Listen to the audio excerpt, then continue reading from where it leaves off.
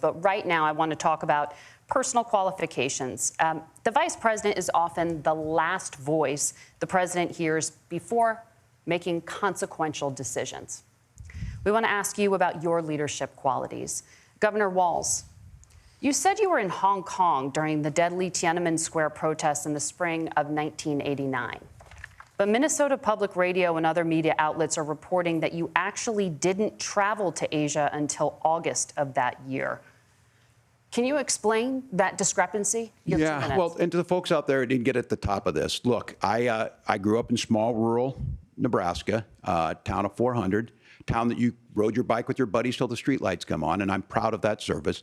I joined the National Guard at 17, worked on family farms, and then I used the GI Bill to become a teacher, passionate about it, a young teacher.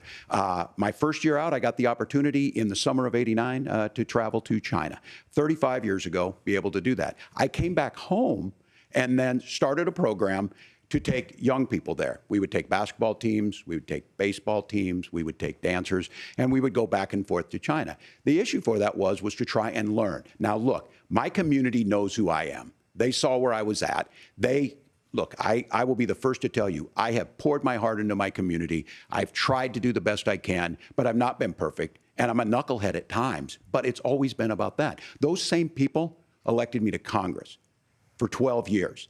And in Congress, I was one of the most bipartisan people, working on things like farm bills that we got done, working on veterans benefits. And then the people of Minnesota were able to elect me to governor twice. So look, my commitment has been from the beginning to make sure that I'm there for the people, to make sure that I get this right. I will say more than anything, many times I will talk a lot, I will get caught up in the rhetoric, but being there, the impact it made, the difference it made in my life, I learned a lot about China. I hear the critiques of this. I would make the case that Donald Trump should have come on one of those trips with us. I guarantee you he wouldn't be praising Xi Jinping about COVID, and I guarantee you he wouldn't start a trade war that he ends up losing. So this is about trying to understand the world. It's about trying to do the best you can for your community, and then it's putting yourself out there and letting your folks understand what it is. My commitment, whether it be through teaching, which I was good at, or whether it was being a good soldier or was being a good member of Congress, those are the things that I think are the values that people care about.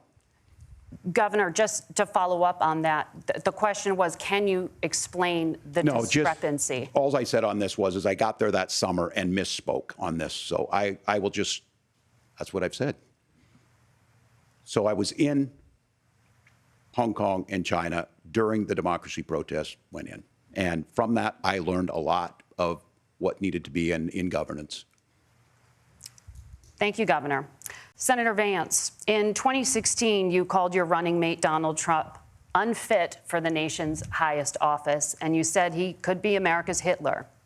I know you've been asked many times, and you've said you regret those comments and explained you then voted for Donald Trump in 2020. But the Washington Post reported new messages last week in which you also disparaged Trump's economic record while he was president, writing to someone in 2020, quote, Trump thoroughly failed to deliver his economic populism. You're now his running mate, and you've shifted many of your policy stances to align with his. If you become vice president, why should Americans trust that you will give Donald Trump the advice he needs to hear and not just the advice he wants to hear? You have 2 minutes. Well, first of all, Margaret, because I've always been open. And sometimes, of course, I've disagreed with the president, but I've also been extremely open about the fact that I was wrong about Donald Trump. I was wrong, first of all, because I believed some of the media stories that turned out to be dishonest fabrications of his record. But most importantly, Donald Trump delivered for the American people. Rising wages, rising take-home pay, an economy that worked for normal Americans, a secure southern border, a lot of things, frankly, that I didn't think he'd be able to deliver on. And yeah, when you screw up, when you misspeak, when you get something wrong and you change your mind, you ought to be honest with the American people about it. It's one of the reasons, Margaret, why I've done so many interviews is because I think it's important to actually explain to the American people where I come down on the issues and what changed. Now, you pointed out to messages from 2020.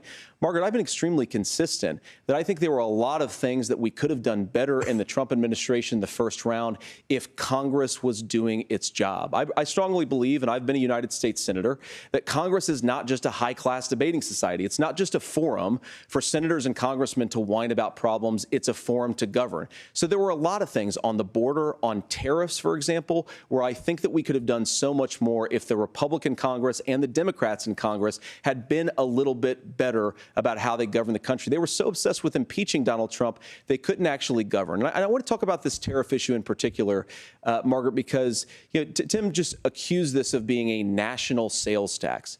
Look, the one thing, and you're probably surprised to hear me praising Joe Biden, but the one thing that Joe Biden did is he continued some of the Trump tariffs that protected American manufacturing jobs. And it's the one issue, the most pro-worker part of the Biden administration, it's the one issue where Kamala Harris has run away from Joe Biden's record.